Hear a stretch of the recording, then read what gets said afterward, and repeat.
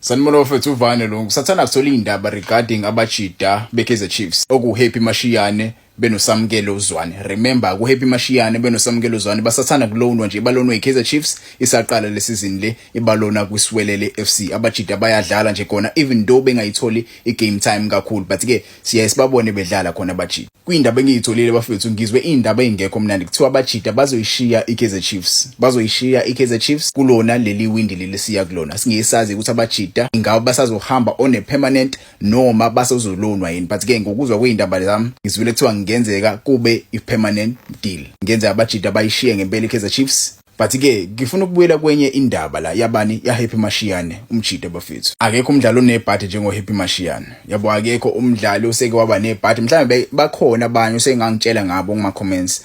But ke ever since ngamazi lo mjida bafethu ngisaqala ukumazi edlalela iKaizer Chiefs. Lo mjida wayedlala ngempela ibhola. Yabo wayedlala ngempela ibhola. It's not the fact that umjida uyaboza akabuzi. Ever since wathola leya red card. Uma uyikhumbula kahle leya red card leya lapho khona iKaizer Chiefs eyayidlala kahle kakhulu kuCAF Champions League. Bedlala nje kahle nje kuCAF Champions League bahamba baze bayofika kwifinal lapho khona bayotholana khona neAl Ahly. Sebetholana neAl Ahly umjida edlala igame edlala kahle igame waseke elimaza umdlali weAl Ahly. I remember that game. Bathi nje imlimaza umdlali weAl Ahly wathola ired card umjida. Yabo wenza iKaizer Chiefs idlale ishoda. Idlala nje ishoda iKaizer Chiefs ayikho isecond leg iCovid. Njoba nje ingekho isecond leg i-team eyizowina ngalolu suku iyona yezoyithatha isicoco iwine iChampions League. iKaizer Chiefs eyinethuba eliningi lokuthi iwine iKaizer Chiefs iwine istar njalo ngalolu suku. Yabo yayinethuba nje eliningi ukuthi ibe ingxenye yamaclub akhona la eSouth Africa amakhulu aneyitar. Lapho khona khona iOrlando Pirates, iMamelodi Sundowns. Iyona nje kuphela i-team yayingenaso istar. So nayo yayifuna ukuba nestar sayo sokuqala. Naku-ke uHappy Mashiyane eselimaza umdlali weAl Ahly wathola ired card. Yayisishawa kanjalo iKaizer Chiefs. Ever since leyo red card umjida izinto ayikakazi zimhambele kahle with iKaizer Chiefs. Asikakazi zimhambele kahle with iKaizer Chiefs. Umjida ubulawa ama-injury. Umjida mebuya akayithola igame time uhlala kuma-stands.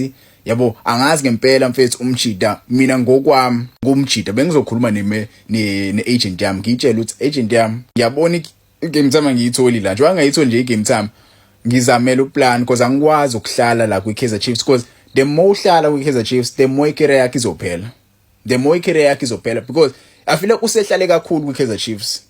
Usehlale kakhulu nje esezophuma nje manje awekho amathima amaningi asezopounce for yena ukuthi hawu awusesimsayini because usehlale kakhulu. Mina benga understand ukuthi umjida mhlawumbe uhambe nini ngoba 2022 2023 yabo ukube uhambe ngalezo izikhathi mhlawumbe bekhona amathima asezomsayina njengoba manje sezohamba mhlawumbe uMagesi bazofuna ukumsayina umjida. Not saying iMagesi team encane. Yabo I'm not saying iMagesi team encane but imagine a standard of umdlalo oqhamuka kwiKaizer Chiefs ku development yeKaizer Chiefs esiyodlalela team nje ngeMagesi. Yabo ibhola ngempela bafethu liyakwazi lishintshe impilo yomuntu. Yabo uyalithola ithuba uyibonakalise first game yakho ushaye ibrace uthandwa abalandeli kube mnandi kube nje yaya. Uyakwazi ukuthi ulithola ithuba udlale kwifinal yeCAF Champions League wenze imistake kwifinal yeCAF Champions League izinto zakho zimoshakale impilo yakho yonke yebhola. Yabo so istory sakhe umjida bafethu sengizwisa ubhlungu kakhulu but ke I hope umjida bazokwazi ukuthi lapha kuSwelele bayenze ideal yakhe ibe permanent if iKaizer Chiefs idecide ukubachitha. Nasi singisi sibaleka ekazwaneka ngifunda uqaba manga uZwane ngiyibhakaniya mina ngokwami ngamthatha ngiyibhakaniya nje ngokwami uZwane ngingajabula ukumbona edlalela iOrlando Pirates. Ngikusho nje lokhu ngiproud. Lo mjida mengimbuka edlala ibhola akadlala ibhola leKaizer Chiefs. iKaizer Chiefs ayinayo iculture right now. iKaizer Chiefs ayinayo iculture right now.